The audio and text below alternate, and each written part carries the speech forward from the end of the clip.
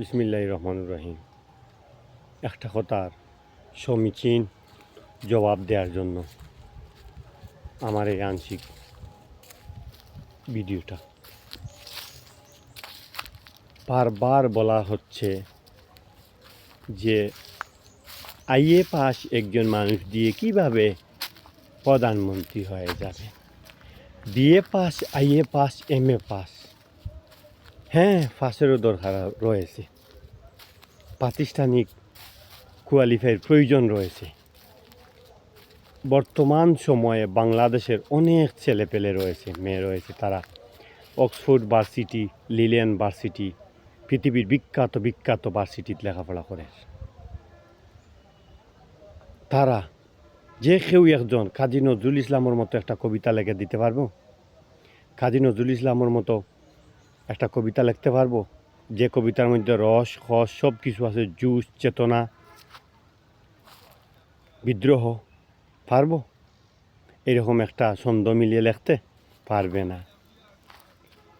কিতা লিখতে পারবো?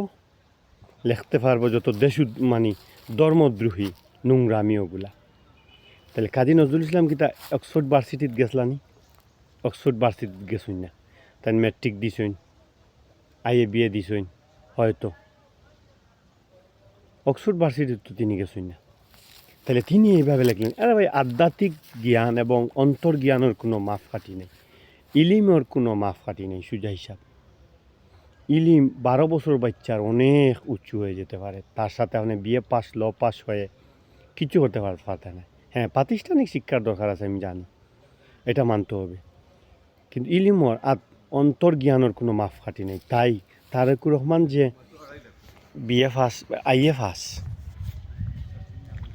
আর তিনি যে ল পাসের যে কিচ্ছু করতে পারবেন না, হইল কি এমন কিচ্ছু নয়।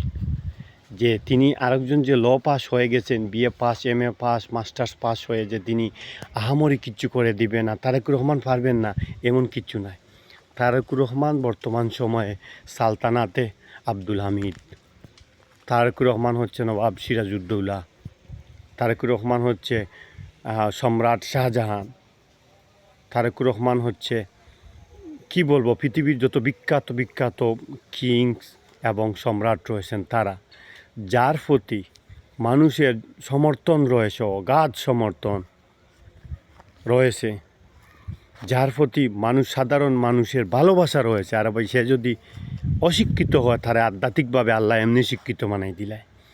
আর দল আসুন তারা কিতা হইরা, তিনি বিএ পাস করেননি, তিনি আইএ পাস। আর এটা ফার্স্ট দিয়ে আমরা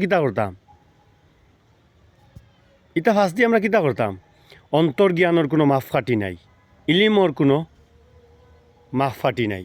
ওয়াখরুজাওয়ানিল হামদুলিল্লাহি রব্বিল আলামিন। আসসালামু আলাইকুম রহমতুল্লাহ।